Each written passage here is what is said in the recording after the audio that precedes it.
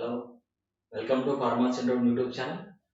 ఈ వీడియోలో మనం రీసెంట్గా ఇండియన్ ఆయిల్ కార్పొరేషన్ లిమిటెడ్ నుంచి ఎస్పెషల్లీ మార్కెటింగ్ డివిజన్ నుంచి కొన్ని పోస్టులు అయితే రిలీజ్ చేయడం అయితే జరిగింది. Indian oil corporation limited. ఇది ఇండియన్ గవర్నమెంట్ కిందకే వస్తుంది, అండర్ గవర్నమెంట్ కంట్రోల్ కిందకే వస్తుంది.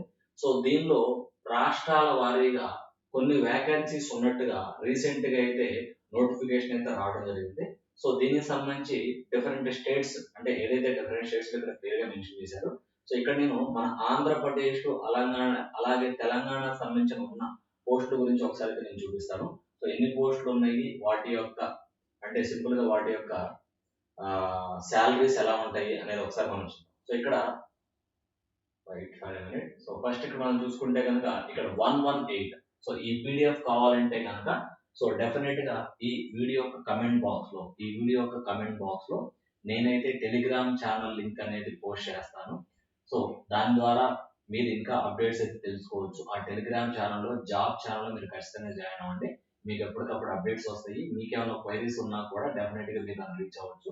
కమెంట్ బాక్స్ లో కూడా ఖచ్చితంగా మెన్షన్ చేయండి.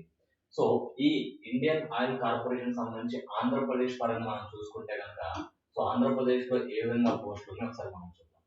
ఆంధ్రప్రదేశ్ లో చూసుకుంటే కనుక అన్ని కేటగిరీస్ పరంగా మనకి ఎన్ని పోస్టులు ఇచ్చారండి? ఆంధ్రప్రదేశ్ లో 18 పోస్టులు ఇచ్చారు. దాని యొక్క కోడ్ 118. దాని యొక్క కోడ్ అనేది 118. అంటే ఇక్కడ ఆ పోస్ట్ పేరు ఏంటంటే కనుక ఆంధ్రప్రదేశ్ లో ఉన్నది junior operator are grade 1 junior operator. Salary అనేది 23,000 నుంచి 78,000 దాకా ఉంది. శాలరీ అనేది 23,000 నుంచి 78,000 దాకా అయితే ఉంది. ఓకే, నెక్స్ట్ ఇంకొంచెం మనం ముందుకెళ్తే కనుక ఇక్కడ వాళ్ళు క్లియర్ గా మెన్షన్ చేసింది ఏంటంటే కనుక క్లియర్ గా మెన్షన్ చేసింది ఈ పోస్టులన్నీ కూడా group D category positions applicable for general unreserved SC ST EWS OBC, that is NCL, non creamy layer and ex service men, including ex service men also.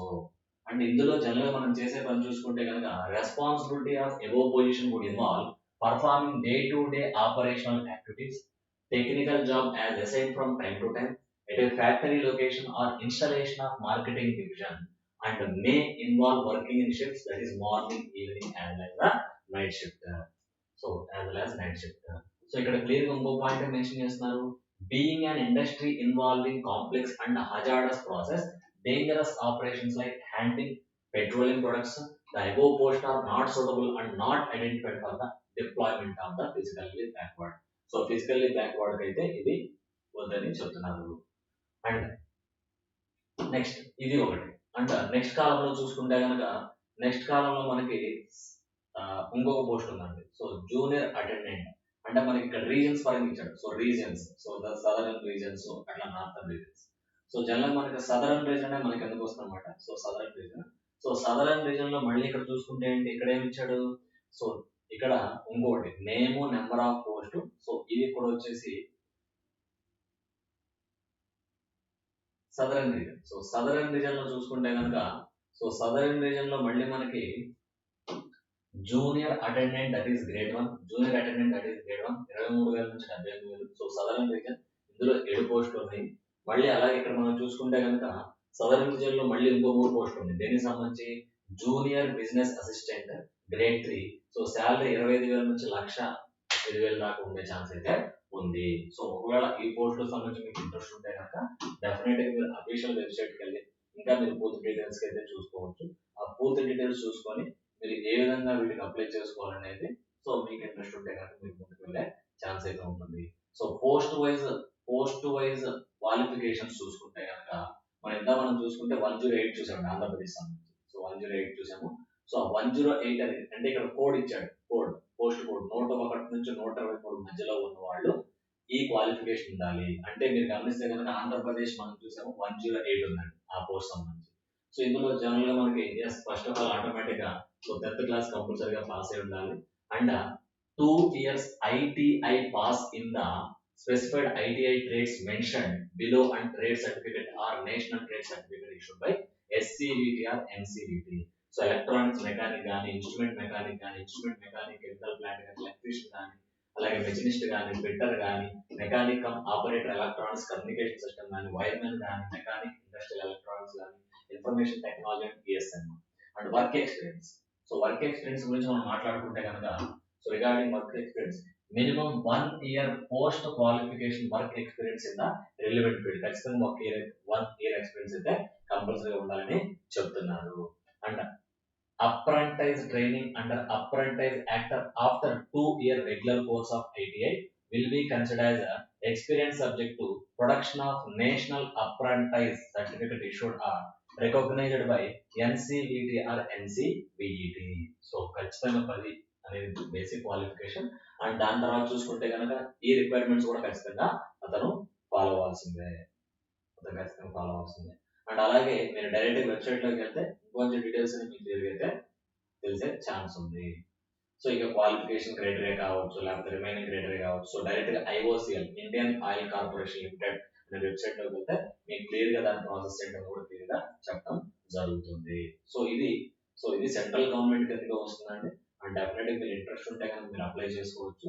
And ఇక్కడ మనం ఏజ్ క్రైటీరియా చూసుకుంటే కనుక age criteria కనీసం 18 సంవత్సరాలు అయితే ఉండాలి. And maximum age shall be 26, 18 నుంచి 26 సంవత్సరాల మధ్యలో ఉండాలి. Especially for unreserved candidates on 31/1/2025 అంటే జనవరి 31 ఆ రోజు కంప్లీట్ అయ్యేప్పటికి వాళ్ళు ఖచ్చితంగా 18 నుంచి 20 సంవత్సరాల మధ్యలో అయితే ఉండాలి. So mark sheet issued by board of secondary education for passing matriculation class 10 examination shall be only the acceptable document in support of age. అంటే ఆ ఏజ్ మీరు కరెక్ట్ ఉందా లేదని తెలుసుకోవడానికి మీ యొక్క 10th క్లాస్ సర్టిఫికెట్ అయితే ప్రథమ ప్రామాణికం అంటే ప్రైమరీ కన్సిడరేషన్ అయితే తీసుకుంటారు. However, date of birth is not mentioned in the matriculation mark sheet of board. The date of birth may be verified from admit card or passing certificate of the board. ఒకవేళ అనుకోని పక్షంలో మీ యొక్క 10th certificate లేకపోతే మీ యొక్క birth date ని, మీ యొక్క birth certificate ని ఆధారంగా తీసుకుంటారు. ఏదైతే మీ అడ్మిట్ కార్డ్ లో మీరు మెన్షన్ చేశారో దాని ఆధారంగా తీసుకుంటారు. సో ఇది ఏజ్ యొక్క క్రైటీరియా అని దాని యొక్క క్లారిఫికేషన్. సో రిలాక్సేషన్, సో ఖచ్చితంగా జనరల్ కేటగిరీ కాకుండా మిగతా వాళ్ళకి ఖచ్చితంగా రిలాక్సేషన్ అయితే ఉండే ఛాన్స్ ఉంటుంది. So the minimum qualifying marks in the eligibility qualification wherever prescribed will be relaxed by 5% for candidates belong to SC, ST, physically backward categories. So general గా minimum qualification marks ఉంటాయి కదా, ఆ minimum qualification marks లో 5% relaxation అనేది SC, ST, physically backward candidates అయితే compulsory ఉంటుంది.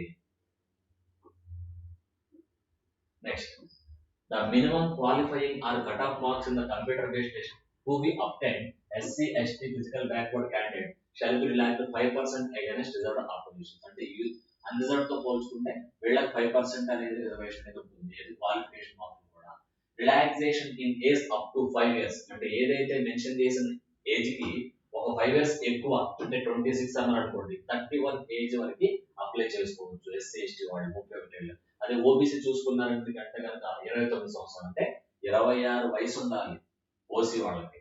So 31 age దాకా కూడా SC, ST అప్లై చేసుకోవచ్చు. 29 ఏజ్ ఉన్న వాళ్ళు కూడా ఓబీసీ వాళ్ళు అప్లై చేసుకోవచ్చు.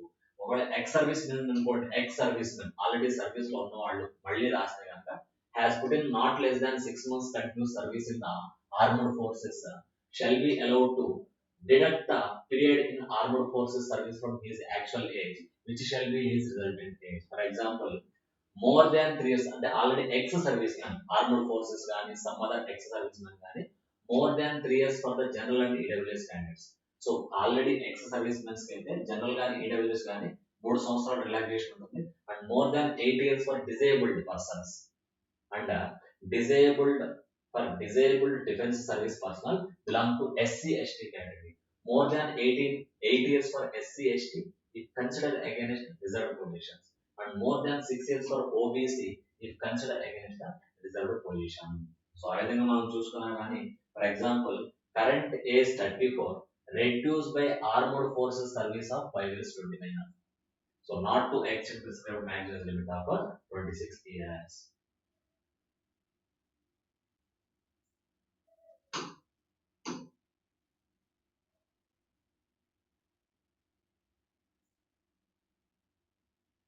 సో ఇంకా మనం క్లియర్ గా ఈ సెలక్షన్ ప్రాసెస్ అంతా కూడా ఇచ్చారు. సో ఇదంతా మనం డిస్కస్ చేస్తున్నా కూడా so it will be lengthy process. So definite నేనైతే మీకు పీడిఎఫ్ అయితే ప్రొవైడ్ చేస్తాను.